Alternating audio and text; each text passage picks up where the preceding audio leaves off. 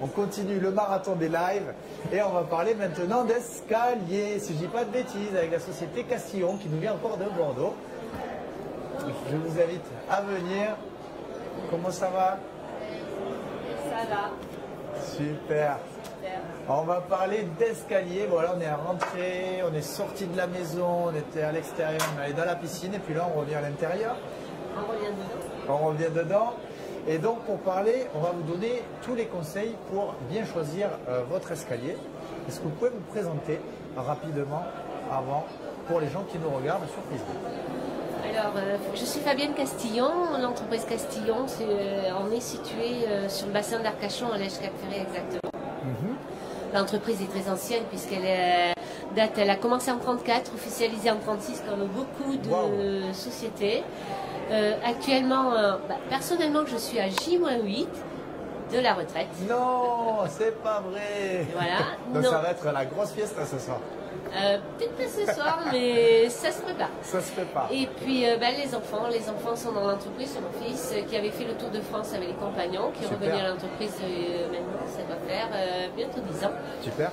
Et qui a fait dans son tour de France un concept très particulier d'escalier suspendu. Ces escaliers, on a mis ça en œuvre. On a un partenaire, c'est Treppenmeister. C'est une franchise allemande. Ça nous permet de faire des escaliers très design et qui répondent à la tendance actuelle. Donc Mathieu a mis ça en place dans l'entreprise et c'est lui le PDG de l'entreprise avec un pack de taille. Voilà. Donc ça sera la 3e génération en place dans l'entreprise. C'est beau, Chaîne de Travaux, on est une entreprise familiale aussi entre frères.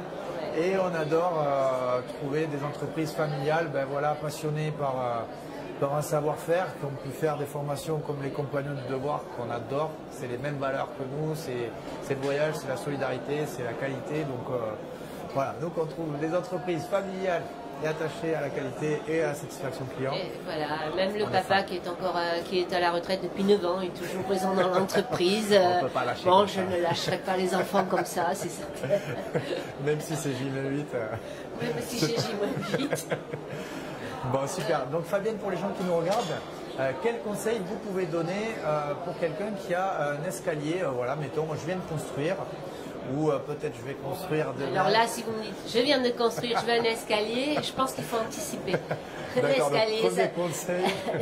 Premier conseil, vous avez une maison, vous savez qu'il va y avoir un étage, anticipez votre escalier.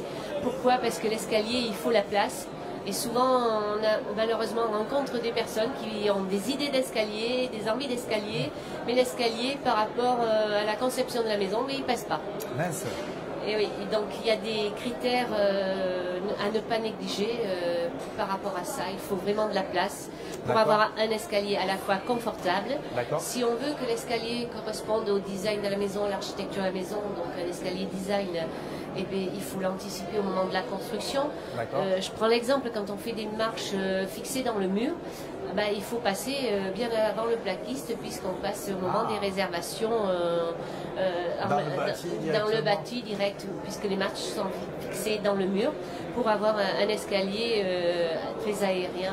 Voilà. Et ça donne beaucoup de lumière, d'espace dans la maison quand on a ce type d'escalier. On laisse passer la lumière. Donc, premier conseil d'expert par Fabienne, anticipez, pensez à votre escalier dès la conception de la maison. Après, je dirais l'escalier, il faut qu'il soit pratique. Il faut qu'il soit pratique. Donc, pourquoi? Parce que tout dépend. Si on fait une simple bibliothèque en haut, coin de lecture, il est évident que l'escalier ne sera pas souvent utilisé. Mais quand on a des enfants, qu'on fait toutes les chambres à l'étage, que l'escalier va être accédé plusieurs fois par jour par les enfants, donc il faut à la fois qu'il soit confortable, pratique, qu'on puisse monter les meubles, etc. Donc tout ça aussi, ça se travaille avec ce que l'on veut faire. Le côté pratique, ça va être quoi? Ça va être la pente, ça va être la largeur? Voilà, quand nous on appelle ça le giron, le bon giron. Et quand on n'a pas la place, ce qui fait qu'on a des fois des escaliers très raides, c'est parce qu'on n'a pas la place. On ne nous a pas laissé suffisamment de place. Donc pour avoir, on dit un escalier confortable, il faut un bon giron pour pouvoir monter aisément et surtout descendre aisément un escalier et ne pas se trouver sur une échelle de meunier, quoi. C'est aussi la sécurité de l'escalier, hein, parce qu'il y a quand même des accidents domestiques qui peuvent arriver. Il faut prévoir... Bon, c'est rare parce que justement, dans l'esprit, ce que l'on fait, l'escalier répond à des normes.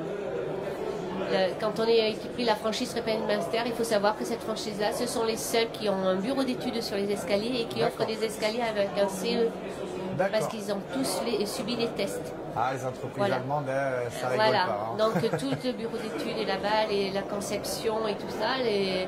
Et après, tous les escaliers que vous allez conseiller, vendre et poser sont passés par le bureau d'études Au départ, oui. Et après, on a une charte dans laquelle on doit répondre. Et chaque escalier est fait dans les différents fabricants, parce qu'ils sont fabriqués à Lège-Cap-Ferré. Si vous voulez voir la fabrication, tout ça, ça se fait dans notre atelier de Lège-Cap-Ferré. On peut se faire un live un jour dans l'usine? Si vous voulez, il n'y a pas de souci.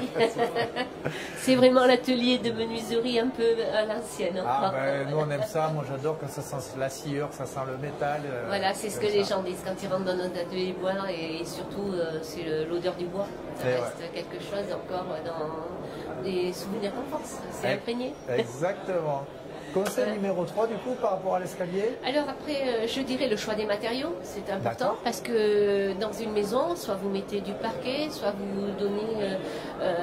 ça fait partie de la déco de la maison. Il faut que ça se marie bien, que ça sublime. Alors si vous avez un escalier encloisonné qui doit être complètement fermé, je vais dire là c'est beaucoup plus simple. Mais souvent maintenant, l'escalier fait partie du mobilier de la maison. Et donc les choix des matériaux, selon ce que vous voulez en faire, alors maintenant on a beaucoup de possibilités. On a changé de l'escalier bois traditionnel. On va utiliser le verre, on va utiliser le métal. Voilà, les matériaux se mélangent très bien, ce qui fait qu'on a des escaliers beaucoup plus légers, beaucoup plus contemporains. Quand on utilise le verre, ça permet la transparence, donc on ne coupe pas la lumière, on ne coupe pas les volumes, donc tout est permis, je dirais. Et là, je pense que ça se décide avec en même temps un peu quelle déco on veut mettre dans sa maison. Génial. 4e conseil?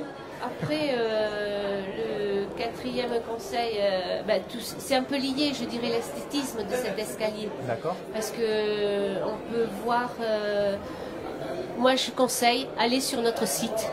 Ah ben oui, allez-y. Et sur notre site, castillon-du6sas.com. Et là, vous allez visualiser tout type d'escalier que l'on peut faire. Donc, et celui qui ne trouve pas son bonheur. Vous voulez de l'inspiration? Allez sur le site Castillon. Voilà. Et c'est vrai que ça compte beaucoup, tous les matériaux, l'esthétisme. Une fois qu'on a bien prévu la place de son escalier, c'est important. Après, le dernier point. Le 5e. Le 5e point. Le dernier conseil d'expert de Fabienne. Je dirais, il faut penser à une chose, que tout le monde y pense, c'est le budget. Ah, ben oui. Et là, il y a plein de solutions, parce que je pense aussi à un escalier, on pense prix au départ, mais il y a autre chose derrière tout ça. Un escalier, on le garde pendant des années. C'est quoi la durée de vie d'un escalier, Fabienne? La durée d'un escalier, je dirais la durée de la maison. D'accord. Voilà. Hormis quand on veut relooker, des fois on peut changer, mais quand on est content et qu'on a fait les bons choix au départ, c'est ça qui détermine. L'escalier ne sera pas cher à l'arrivée. D'accord. Donc, parce que l'enveloppe va être très large. Et amorti dans le temps. Et amorti dans le temps. Et je dirais, à chaque problème, il y a une solution. Voilà. Mais je pense que le numéro 1 est le plus important quand même. Le numéro 1 est le plus important. Le conseil numéro 1? Ouais, penser, anticiper son escalier. Dès le départ. Ben ça, quand on n'est pas un expert, on ne peut pas le savoir. Et du coup, c'est le but d'Eldo Travaux, c'est de partager. Voilà, et grâce à Eldo Travaux, j'ai les avis Google, notamment sur les escaliers qui sont passés un nombre important, avec des avis très favorables. Et j'ai même des clients qui m'ont dit on vous a trouvé sur Internet et avec de bons avis, donc c'est pour ça qu'on est venu chez vous. Ah ben, ça me fait très plaisir. Moi, nos travaux, c'est né d'une expérience personnelle douloureuse parce que j'avais choisi les mauvaises entreprises.